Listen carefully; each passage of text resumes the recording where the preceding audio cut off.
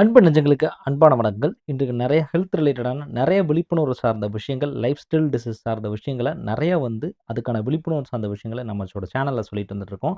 முதல் முறையா பார்க்குறீங்கன்னா, சின்னதா ஒரு ஃபாலோ பண்ணி நண்பர்களுக்கும் ஷேர் பண்ணிக்க தேவைப்படுறவங்களுக்கு. இன்னைக்கு பார்த்தீங்கன்னா, ஹெப்படைட்டிஸ் வைரஸ்ல சார் லெவல் 2000 இருக்கு. லெவல் 10,000 இருக்கு. லெவல் 14,000, 13,000 ஒரு சிலவங்க பார்த்தீங்கன்னா, எனக்கு 10 crore இருக்கு, 30 crore இருக்கு. இப்போ உள்ள கேஸ் பார்த்தீங்கன்னா, 98 crore கேஸ் நம்ம டிஸ்கஸ் பண்ண போறோம். இது மாரி நெறைய விஷயங்களுக்கு ஆரோக்கியமான சித்த மருத்துவ வாழ்வியல் முறைப்படி, சித்த மருத்துவ முறைப்படி என்ன செய்யணும்? எப்படி அணுகணும்? அப்படின்ற விஷயத்த நம்ம கற்றுக் குடுத்துட்டு இருக்கோம். இந்த சமயத்தில உங்களுக்கு ஒரு விழிப்புணர்வு சார்ந்த விஷயத்த நான் டாக்டர் மெரிஷ் உங்களுக்கு இது சார்ந்து லைஃப் ஸ்டைல் டிசீஸ் சார்ந்து, வைரல் டிசீஸ் சார்ந்து நெறைய விழிப்புணர்வுகள் இது சார்ந்து நெறைய காலகட்டங்கள்ல விழிப்புணர்வு சார்ந்த விஷயங்கள குடுத்துட்டு வந்துட்டுருக்கேன். நெறைய ஆல் ஓவர் இந்தியா கன்சல்டேஷன்ஸ் குடுத்துட்டுருக்கோம். நம்மள்ட்ட ஒரு கேஸ் அப்ரோச் ஆகுறாரு இப்ப ரீசென்ட் டைம்ஸ்ல. அவர் பார்த்தீங்கன்னா, ஒரு மேல் 33 இயர்ஸ் உள்ள ஒரு மேல் மேரிடு. அவருக்கு சைல்டு கிடையாது. அவரோட ஆஃபீஸ்ல பிளட் டொனேட் பண்றதுக்காக கூப்ட்டுருக்காங்க. ஸோ குரூப்பா எல்லாருமே பிளட் டொனேட் பண்ணியிருக்காங்க. அதுலேருந்து ஒரு 3 டேஸ் கழிச்சு ஒரு கால் வருது. இந்த மாரி உங்களுக்கு வைரல் இன்ஃபெக்ஷன் இருக்கிற மாரி இருக்குன்னு சொல்லிட்டு ஹாஸ்பிட்டல் அந்த எடுத்த குரூப் ஆஃப் அந்த ஆர்கனைசேஷன் சைட்ல இருந்தும் வந்திருக்கு.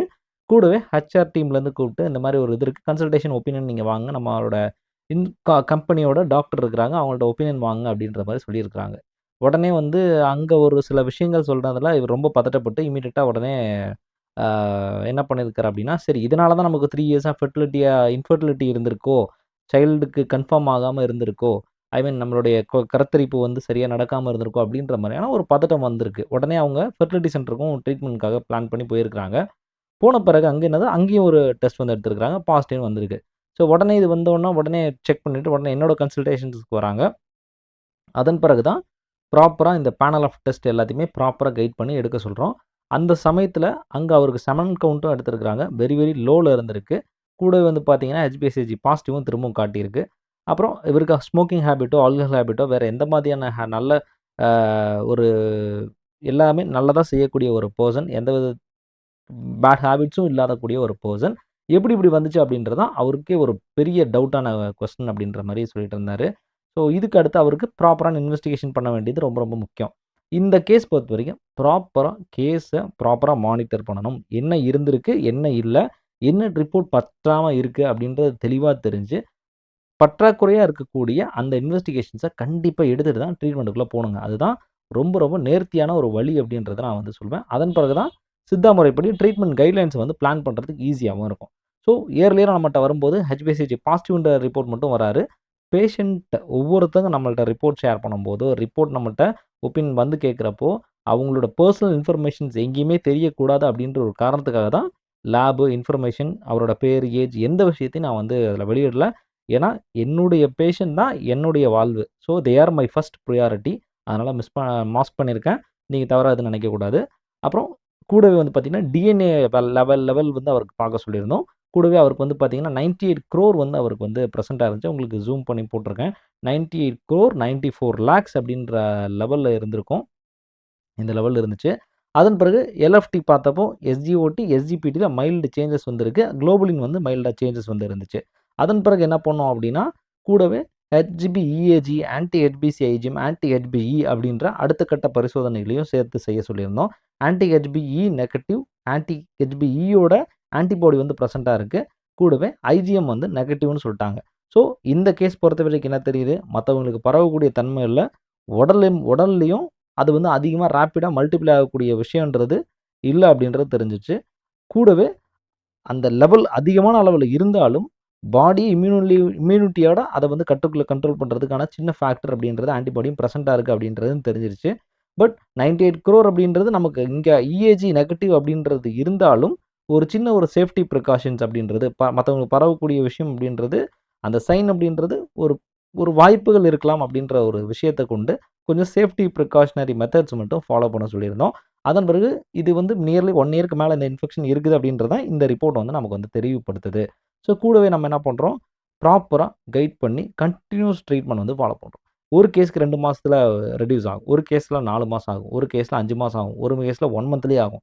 அதனால இந்த மாரியான விஷயங்கள் பொறுத்தவர 4 டூ 5 மந்த்ஸ் கழிச்சு கண்டிப்பா எவ்ரி ஒரு ஸ்டெப் வச்சு தான் போணும். இந்த மாரி ப்ராப்பரா டெஸ்ட் பண்ணுங்க. எப்பவுமே இந்த மாதிரியான வைரல் டிசீஸ்க்கு டிஎன்ஏ அல்லது ஆர்என்ஏ டிசீஸா இருந்தா ஆர்என்ஏ அப்படின்றது ரொம்ப ரொம்ப முக்கியம். இந்த கேஸ்ல டிஎன்ஏ மட்டும் பாருங்க. வெளிப்புறத்துல இருக்க ஹெச்பிஎஸ்சிஜிய மட்டும் மட்டும் பார்த்துட்டு பாசிட்டிவா இருக்குன்னு மட்டும் நீங்க வந்து யோசிச்சுட்டு லைஃப்ப ஓட்டிட்டு இருந்தீங்கன்னா, டெஃபினட்டா நமக்கு ஒரு வழி தீர்வுகள் கிடைக்காது. டிஎன்ஏ ப்ராப்பரா அசஸ் பண்ணுங்க. அத பார்த்துட்டு அதிலிருந்து நம்ம அடுத்த கட்டம் எப்படி மூவ் ஆகணும் அப்படின்றத மருத்துவரிடம் ஆலோசனை எடுத்துக் கொள்ளுங்கள். அதன் பிறகு இவருக்கு 4 மந்த்ல செக் பண்ணோம். அப்புறம் 8த் மந்த், அப்புறம் 11த் மந்த் இந்த மாரி பேட்டர்ன்லாம் போயிருந்தோம். ஒரு கட்டத்தில ஏறுச்சு, ஒரு கட்டத்தில இறங்கும். இந்த மாரியான பேட்டர்ன்ஸ் வந்திருக்கும். தெளிவா, பொறுமையா நம்ம மன நிம்மதியா, அமைதியோட, கன்டினியூவா பொறுமையா நம்ம எந்த விஷயத்தையும் செயல்பட நல்லா ப்ராப்பரா செய்றோம்னா, அதுக்கான பலன் அப்படின்றது கிடைக்கும். ஆஃப்டர் 11 மந்த்ஸ்ல உங்களுக்கு வந்து இந்த டிஎன்ஏ அப்படின்றது நாட் டிடெக்டட் அப்படின்ற ஸ்டேஜ்க்கே வந்துருச்சு. ஸோ, பேஷண்ட்டோட பிரையாரிட்டி அப்படின்றது இதுக்கு அடுத்தது நான் ஐ மீன் பிரெக்னன்சி பிளான் பண்ணலாமா? அப்படின்றது தான் அவரோட கொஸ்டின். இதனால தான் எனக்கு இவ்வளோ குறைஞ்சிருக்கா சார்? இவ்வளோ நாள் தான் இது இதா இருக்கு அப்படின்ட்டு. ஸோ, தேர் ஆர் சான்சஸ் வந்து அப்படின்றது கண்டிப்பா இருக்க தான் செய்யுது. ஒரு சிலவங்களுக்கு எனக்கு ஹெச்பிசி இருந்துச்சு. ஆனா கன்சீவ் ஆயிடுச்சு அப்டின்லாம் நெறைய பேர் சொல்லுவாங்க. அப்படியும் ஆகும். சான்சஸ் தான் இருக்கு அப்படின்னு சொல்றேன். ஸோ, அதனால இத ரெட்யூஸ் பண்ணியாச்சு. இதுக்கு அடுத்தது அவர ஃபெர்டிலிட்டிக்கான பிளான வந்து இனிஷியேட் பண்ண சொல்லியிருக்கோம். ஸோ 2 பேருக்குமே நார்மலா எந்த பிரச்சனையும் இப்போ இல்ல. இன்னும் செமன் கவுண்ட்க்கான அந்த ப்ராப்ளம்ஸ் மட்டும் சின்னதா கொஞ்சம் ரெட்யூஸ் ஆயிருக்கு. அது இன்னும் கொஞ்சம் ரெகுலேட் பண்ணிட்டோம் அப்படின்னா, அதன் பிறகு 2, 3, 4 மந்த்ஸ்ல கண்டிப்பா டெஃபினட்டா அவங்களுக்கு ஒரு நல்ல விஷயம்.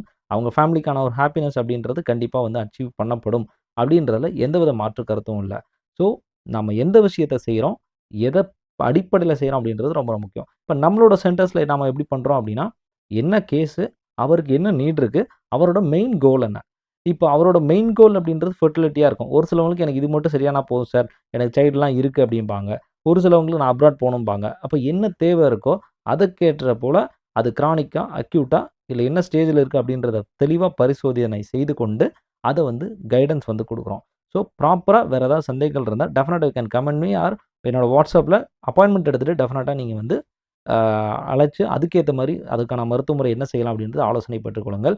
ஹை லெவல் ஆஃப் டிஎன்ஏ கண்டிப்பா இருக்கிறப்ப லிவர்ல ரிஸ்க் வரக்கூடிய வாய்ப்புகள் ரொம்ப அதிகமா இருக்கும். ட்ரீட்மெண்ட் ப்ரொக்னோசிஸும் ரொம்ப குறையும். ஆனா, எளிமையா ப்ராப்பரா அப்ரோச் பண்ணி போனீங்க அப்படின்னா, ப்ரொக்னோசிஸ் அப்படின்றது நோயினுடைய நிலைமை எப்படி இருக்கு அப்படின்னு தெரிந்து கொள்வது. அத வந்து ப்ராப்பரா நம்ம அச்சீவ் பண்ண முடியும்.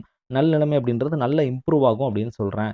ஸோ, இதுக்கு தான் நம்ம இந்த மாரியான இயற்கை முறைகள, சித்த மருத்துவ முறைகள கண்டிப்பா ஃபாலோ பண்ணணும் அப்படின்றது. என்னோட கன்சல்டேஷன்ஸ் வேணும்னா கீழ உள்ள நம்பர்ல கான்டாக்ட்ல நீங்க வாட்ஸ்அப் பண்ணிட்டு, என்னோட அப்பாயின்ட்மென்ட் ஷெட்யூல் டைம் கேட்டுட்டு டெஃபினட்டா நீங்க வந்து என்னோட பேசலாம்.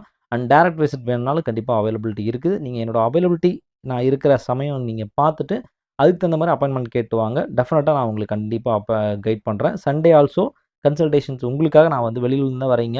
ஸோ உங்களுக்காக அரேஞ்ச் பண்ணியிருக்கேன். டெஃபினட்டா நான் அத வந்து ஃபாலோ பண்றேன்.